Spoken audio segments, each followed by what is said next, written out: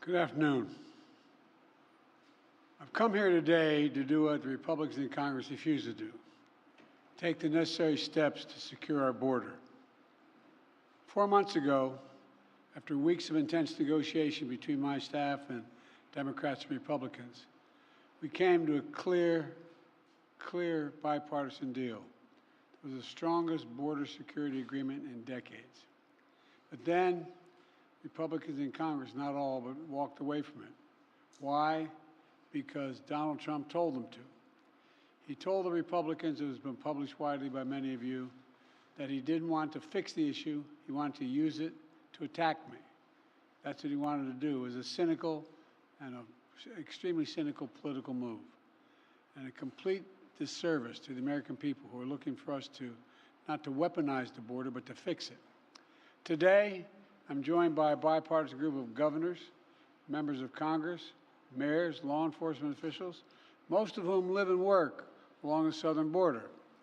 They know the border is not a political issue to be weaponized. The responsibility we have to share to do something about it. They don't have time for the games played in Washington, and neither do the American people. So today, I'm moving past Republican obstruction and using the executive authorities available to me as president to do what I can on my own to address the border. Frankly, I would have preferred to address this issue through a bipartisan legislation, because that's the only way to actually get the kind of system we have now that's broken, fixed, to hire more Border Patrol agents, more asylum officers, more judges. But Republicans have left me no choice. Today, I'm announcing actions to bar migrants who cross our southern border unlawfully from receiving asylum. Migrants will be restricted from receiving asylum at our southern border unless they seek it after entering through an established lawful process. And those who seek to come to the United States legally, for example, by making an appointment and coming to a port of entry, asylum will still be available to them, still available. But if an individual chooses not to use our legal pathways, if they choose to come without permission and against the law, they'll be restricted from receiving asylum and staying in the United States. This action will help us gain control of our border, restore order into the process. This ban will remain in place until the number of people trying to enter illegally is reduced to a level that our system can effectively manage. We'll carry out this order consistent with all our responsibilities under international law, every one of them. In addition to this action, we recently made important reforms in our asylum system, more efficient and more secure reforms. The goal is to deliver decisions on asylum as quickly as possible. The quicker decision means that a migrant is less likely to pay a criminal smuggler thousands of dollars to take him on a dangerous journey, knowing that if in fact they move in the wrong direction, they returned around quickly. And 2 weeks ago, the Department of Justice started a new docket in the immigration courts to address cases where people who've recently crossed the border and they make a decision within 6 months rather than 6 years, because that's what happens now. Additionally, the Department of Homeland Security has proposed new rules to allow federal law enforcement to more quickly remove asylum seekers that have criminal convictions and remove them from the United States. My administration has also recently launched new efforts to go after criminal networks that profit from smuggling migrants to our border, and incentivize people to give tips to law enforcement, provide information that brings smugglers to justice. We're also sending additional federal prosecutors to hotspots along the border and prosecute individuals who break our immigration laws. One other critical step that we will be taking, and that has made a huge difference. We continue to work closely with our Mexican neighbors instead of attacking Mexico, and it's worked.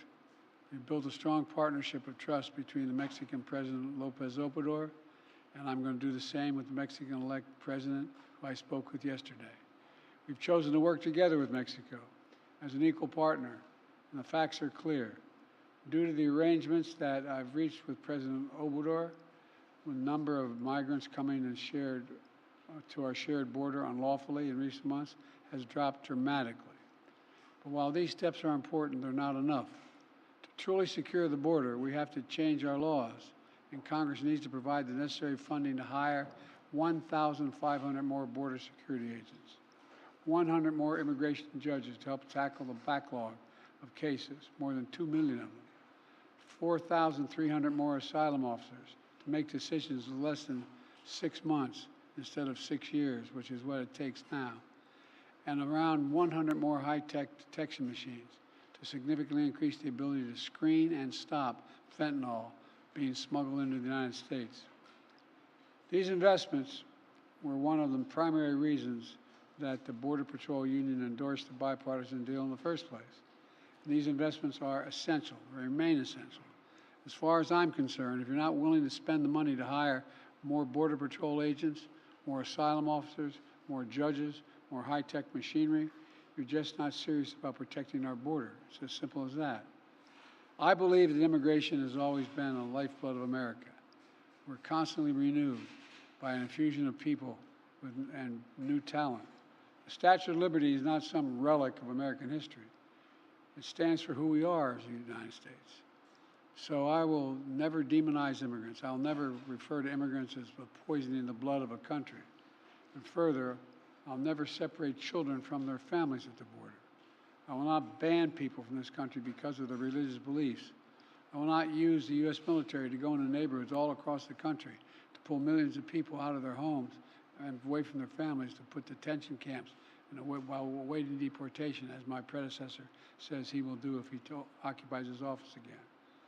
On my very first day as president, I introduced a comprehensive immigration reform plan to fix our broken system, secure our border, provide a pathway for citizenship for dreamers, and a lot more. And I'm still fighting to get that done. But we must face the simple truth. To protect America as a land that welcomes immigrants, we must first secure the border and secure it now. The simple truth is, there is a worldwide migrant crisis. And if the United States doesn't secure our border, there's no limit to the number of people who may try to come here, because there's no better place on the planet than the United States of America. For those who say the steps I've taken are too strict, I say to you that be patient. And goodwill of American people are wearing thin right now. Doing nothing is not an option. We have to act. We must act consistent with both our law and our values as Americans. I'll take these steps today, not to walk away from who we are as Americans, but to make sure we preserve who we are for future generations to come. Today, I've spoken about what we need to do to secure the border. In the weeks ahead, and I mean the weeks ahead, I'll speak to how we can make our immigration system more fair and more just. Let's fix the problem and stop fighting about it. I'm doing my part. We're doing our part. Congressional Republicans should do their part. Thank you very much.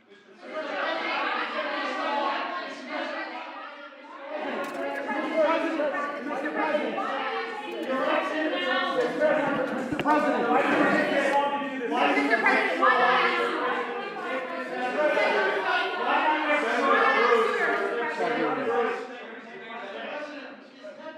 Playing politics with the war. What was that? I asked her, is Prime Minister Netanyahu playing politics with the war? I don't think so. He's trying to work out a serious problem he has. Thank you.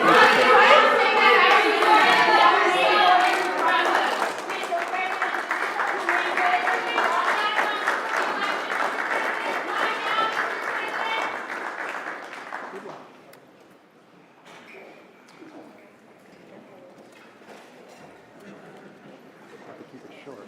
Not much room for nuance.